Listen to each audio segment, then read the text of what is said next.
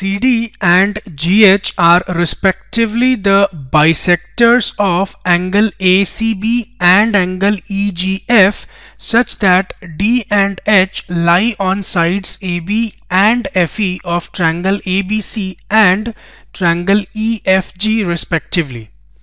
If triangle ABC is similar to triangle FEG, show that. ये तीनों section हमको prove करना है. चलिए एक एक करके सॉल्व करते हैं.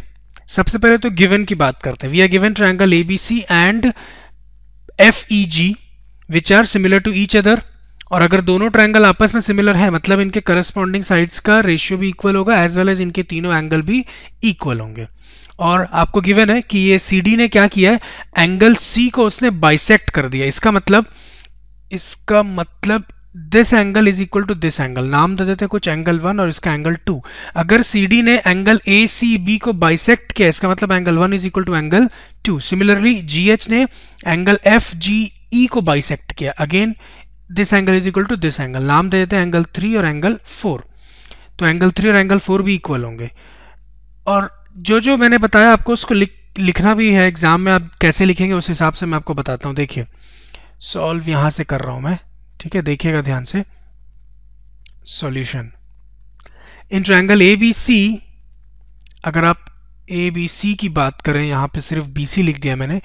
इन ट्रायंगल ABC इस ट्रायंगल की बात करें तो since CD is bisector of, ये गिवन है क्वेश्चन में ना, since CD is bisector of angle ACB therefore, या विच इंप्लाइज लिख सकते हैं half of angle ACB.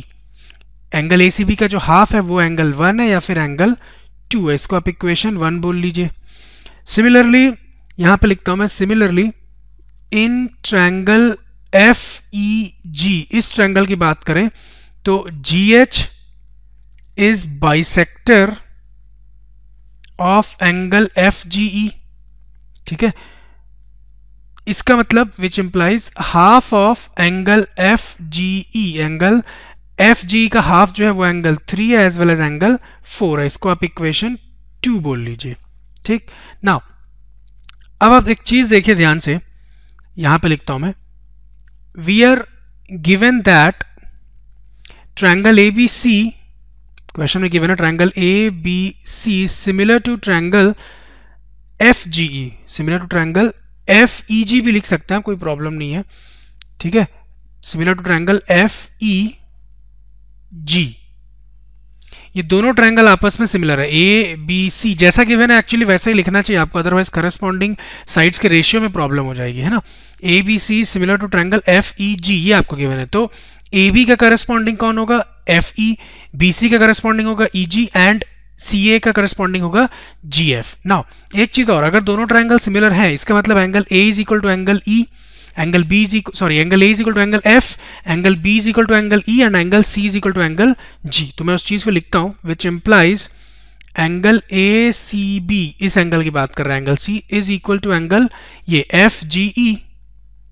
FGE since both the triangles are similar. अब आप एक चीज देखिए, अगर मैं इसी में दोनों तरफ हाफ मल्टीप्लाई कर दूं, half of angle ACB is equal to half of angle FGE, हम दोनों तरफ हाफ मल्टीप्लाई कर सकते हैं. और आपने अभी लिखा है हाफ ऑफ एंगल ACB को आपने लिखा है angle 1 as well as angle 2 भी लिखा आपने. तो मैं लिख सकता हूं इसकी जगह angle 1 is equal to half of angle FGE के प्लेस पे आप एंगल 3 लिख सकते हैं. ठीक है, अगेन आप हाफ ऑफ एंगल ACB के प्लेस पे एंगल 2 लिख सकते हैं and half of angle FGE के प्लेस पे एंगल 4 लिख सकते हैं. तो आप इसको इक्वेशन 3 बोल लीजिए इन दोनों को. ठीक, नाउ अब आप एक चीज देखिए, in triangle DCB and triangle HGE, देखिएगा DCB एंड HGE दोनों ट्रायंगल में अगर आप देखें तो एंगल 2 इक्वल टू एंगल 4 आपने अभी स्टैब्लिश किया है, as well as angle B और एंगल E इक्वल होगा. क्यों? क्योंकि ट्रायंगल ABC और FEG सिमिलर है ना, तो एंगल B और एंगल E इक्वल होगा. तो ट्रायंगल CDB में, ठीक है, या DCB बोल लीजिए, और HGE में ये एंगल 2 और एंगल 4 इक्वल और एंगल B और एंगल E इक्वल है. तो दोनों ट्रायंगल में दो एंगल इक्वल है, इसका मतलब आप दोनों को सिमिलर प्रूफ कर सकते हैं बाय एंगल सिमिलरिटी क्राइटेरियन. और ये हमको सेकंड सेक्शन में आप देख सकते हैं, ये आपको करना भी है सेकंड सेक्शन में. ठीक, तो पहले सेकंड सेक्शन ही कर ले रहे हम. तो आप लिख सकते हैं angle 2 is equal to angle 4, ठीक, फ्रॉम इक्वेशन 3 लिख सकते हैं आप, फ्रॉम 3, हमने इसको 3 बोला है ना, and angle B is equal to angle E, angle B is equal to angle E, इसका रीजन लिख सकते हैं since triangle ABC similar to triangle FEG, ये क्वेश्चन में ही गिवन है, ठीक है। तो इन दोनों से आप लिख सकते हैं बाई, देयरफॉर करके लिख सकते हैं आप, ठीक है, मैं अच्छे से लिख देता हूं उसको, therefore by angle similarity criterion triangle DCB is similar to triangle HGE। ये सेकंड सेक्शन आपका प्रूफ हो गया। आगे और देखते हैं, इसी में देखिए आप, ठीक है, अगेन थर्ड सेक्शन भी कर लेते हैं, यहां पे करता हूं मैं, ध्यान से देखिएगा। In triangle DCA and triangle HGF, ध्यान से देखिएगा, DCA एंड HGF, एंगल 1 और एंगल 3 इक्वल है और angle A is equal to angle F होगा, दोनों आपको मालूम है क्यों, ठीक है। तो यहां पे लिखता हूं मैं angle 1 is equal to angle 3, reason being from equation 3, यहां पे मैंने रोमन में लिखा है 3, तो एक काम करते हैं, इसको भी रोमन में लिख देते हैं, from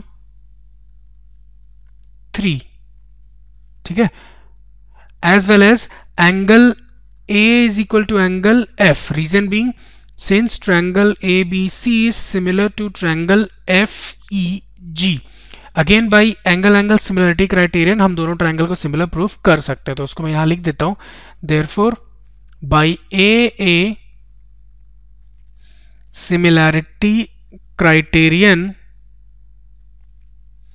triangle DCA is similar to triangle HGF। तो आपका थर्ड सेक्शन भी हो गया। अब आप एक चीज देखिए, अगर ट्रायंगल DCA और HGF सिमिलर है तो इसका मतलब इनके करस्पॉन्डिंग साइड्स का रेशियो भी सेम होगा।